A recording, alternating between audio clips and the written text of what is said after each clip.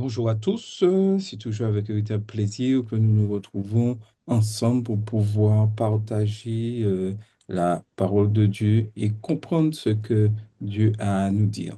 Et nous arrivons, je dirais, à la fin de nos 24 heures de prière et nous sommes heureux d'arriver à la conclusion. J'espère que nous avons prié, prié, prié. Et pour clôturer ces 24 heures, je partagerai avec vous une petite réflexion qui va nous amener à bien comprendre et à continuer à prier que la prière traverse les frontières. Le texte de base se trouve dans Ésaïe 56, verset 7, et dit ceci: Ma maison sera appelée une maison de prière, oui, une maison de prière pour toutes les nations. Nous vivons dans un monde profondément divisé. Les frontières politiques séparent les nations, les langues distinguent les peuples, les cultures créent parfois des incompréhensions, les conflits historiques alimentent encore aujourd'hui les tensions entre certains pays. Les informations nous rappellent chaque jour ces divisions, guerres, rivalités politiques, crises diplomatiques, tensions religieuses. Pourtant, au milieu de ce monde fragmenté, Dieu révèle une vérité extraordinaire. La prière n'a pas de frontières. La prière traverse les continents. La prière franchit les océans. La prière unit les croyants au-delà des langues, des cultures et des nations. Lorsque les enfants de Dieu prient, ils deviennent une famille mondiale. La Bible affirme que le plan de Dieu dépasse les limites des peuples. L'apôtre Paul écrit: Il n'y a plus ni juif ni grec, car vous êtes tous un en Jésus-Christ. Galates 3, verset 28. Dans le royaume de Dieu, les frontières humaines ne définissent plus l'identité spirituelle. Les croyants appartiennent à une, oui, à une même famille. Dès les premières pages de la Bible, Dieu révèle son désir de bénir toutes les nations. Lorsqu'il appelle Abraham, il lui fait une promesse qui dépasse largement sa propre vie. Toutes les familles de la terre seront bénies en toi. Genèse 12, verset 3. Le plan du salut n'a jamais été limité à un seul peuple. Dieu n'a jamais été le Dieu d'une seule nation. Il est le Dieu de toute, oui, de toute l'humanité. Dans l'Ancien Testament, déjà, Dieu exprimait son désir que toutes les nations, oui, toutes les nations viennent à lui. Le prophète Ésaïe annonce: Tous les peuples afflueront vers la montagne de l'Éternel. Ésaïe 2, verset 2. La prière participe à ce projet divin. Chaque fois que nous prions pour un pays, pour un peuple ou pour une culture différente de la nôtre, nous entrons dans la mission de Dieu. Les frontières politiques divisent les territoires, mais elles ne peuvent arrêter la prière. Un croyant peut prier pour une personne située à l'autre bout du monde. La distance n'est pas un obstacle pour Dieu. Le prophète Jérémie rappelle: Je suis l'Éternel, le Dieu de toute chair. Y a-t-il rien qui soit étonnant de ma part? Jérémie 32, verset 27. La prière franchit, oui, elle franchit les barrières humaines. Un croyant peut prier pour la paix dans un pays qu'il n'a jamais visité. Il peut prier pour des missionnaires qui servent dans une autre culture. Il peut prier pour des peuples qui n'ont jamais entendu l'Évangile. Dans la prière, le cœur s'élargit. Nous découvrons que la mission de Dieu concerne, oui, concerne le monde entier. La prière nous rappelle aussi que l'Église n'est pas simplement une communauté locale, elle est une famille mondiale. L'Église de Jésus-Christ est présente dans presque tous les pays du monde. Des croyants adorent Dieu en Afrique, des croyants prient en Asie, des croyants chantent en Amérique, des croyants témoignent en Europe, des croyants servent Dieu dans les îles et dans les régions isolées. La Bible décrit cette réalité dans une vision extraordinaire. L'apôtre Jean écrit: Je regardais et voici une grande foule que personne ne pouvait compter, de toutes les nations, de toutes tribus, de tout peuple et de toute langue. Apocalypse 7, verset 9. Cette vision nous montre l'aboutissement du plan de Dieu. Un jour, toutes les nations seront réunies devant le trône de Dieu. La prière nous prépare déjà à cette réalité. Lorsque nous prions pour les nations, nous participons à cette grande œuvre de rassemblement. Le ministère de Jésus montre clairement que l'évangile dépasse, oui, dépasse les frontières. Bien qu'il ait principalement exercé son ministère en Israël, Jésus a souvent, oui, il a souvent franchi les barrières culturelles. Il parla avec la femme samaritaine, il guérit la fille d'une femme cananéenne, il loua la foi de centeniers, oui, de centeniers roumains. Chaque fois, Jésus montrait que la grâce de Dieu n'était pas limitée à un groupe particulier. Il déclara: j'ai encore d'autres brebis qui ne sont pas de cette bergerie. Celles-là, il faut aussi que je les amène. Jean 10, verset 16. Jésus pensait déjà aux nations après sa résurrection. Il confie à ses disciples une mission mondiale. Oui, dans Matthieu 28, verset 19. Allez, faites de toutes les nations des disciples. La mission chrétienne est universelle. La prière soutient, oui, elle soutient cette mission. L'apôtre Paul encourage les croyants à prier pour tous. 1 Timothée 2, verset 1. J'exhorte donc, avant toute chose, à faire des prières pour tous les hommes. Paul précise même que les croyants doivent prier pour les dirigeants. Pourquoi?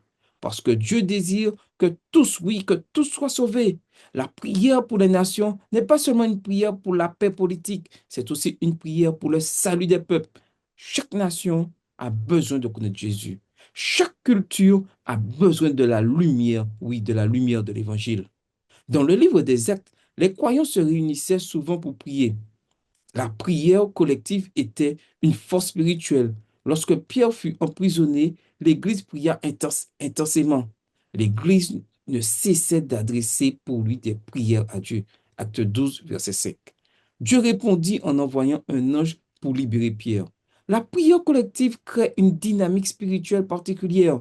Et il est écrit, lorsque les croyants s'unissent pour prier, la puissance divine se manifeste. La prière unit les cœurs. Elle crée une communion spirituelle. Elle transforme les communautés. Dans la perspective adventiste du septième jour, la prière joue un rôle essentiel dans les événements de la fin des temps. La Bible annonce une grande effusion du Saint-Esprit. Cette effusion est souvent appelée la pluie de l'arrière-saison, mais cette bénédiction est liée à la prière.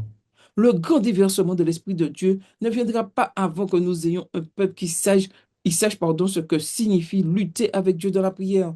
La prière prépare, oui, elle prépare les cœurs pour cette puissance spirituelle. Lorsque l'Église prie avec ferveur, le Saint-Esprit, oui, le Saint-Esprit agit. La prière ne change pas seulement les circonstances, elle change aussi le cœur de celui qui prie. Lorsque nous prions pour les nations, notre vision s'élargit, nous développons la compassion, nous apprenons à aimer les peuples que nous ne connaissons pas. La prière détruit, oui, elle détruit les privilégiés, pardon, elle détruit les préjugés. Elle remplace la méfiance par l'amour. Elle nous rappelle que chaque être humain est précieux, oui, est précieux pour Dieu. La prière la plus célèbre de la Bible est le Notre Père. Dans cette prière, Jésus enseigne à ses disciples à dire que ton règne vienne. Matthieu 6, verset 10. Chaque fois que nous prions, cette prière, nous exprimons notre désir de voir le royaume de Dieu s'étendre. La prière prépare le monde pour le retour de Jésus. Nous vivons dans un monde divisé. Mais Dieu appelle son Église à vivre une unité spirituelle.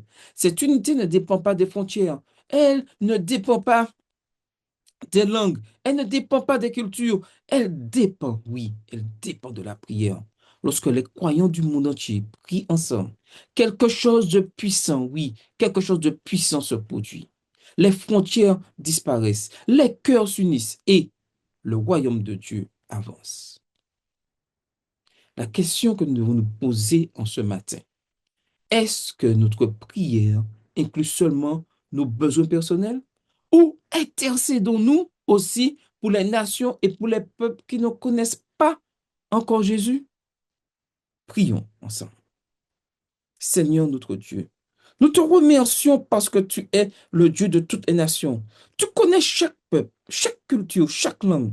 Apprends-nous, oui Seigneur, apprends-nous à prier avec un cœur ouvert pour le monde entier. Donne-nous, oui, donne-nous cette compassion pour ceux qui souffrent. Donne-nous le désir de voir cet évangile atteindre toutes les nations. Seigneur, Seigneur, unis ton Église dans la prière. Que nos voix s'élèvent ensemble vers toi, Seigneur, depuis chaque continent, chaque île, chaque pays. Prépare nos cœurs pour l'effusion de ton esprit. Et fais de nous des instruments de paix et d'espérance dans ce monde. Nous te le demandons au nom de Jésus. Amen. Amen. Nous Amen. allons nous séparer dans nos salles de prière et nous aurons deux sujets de prière.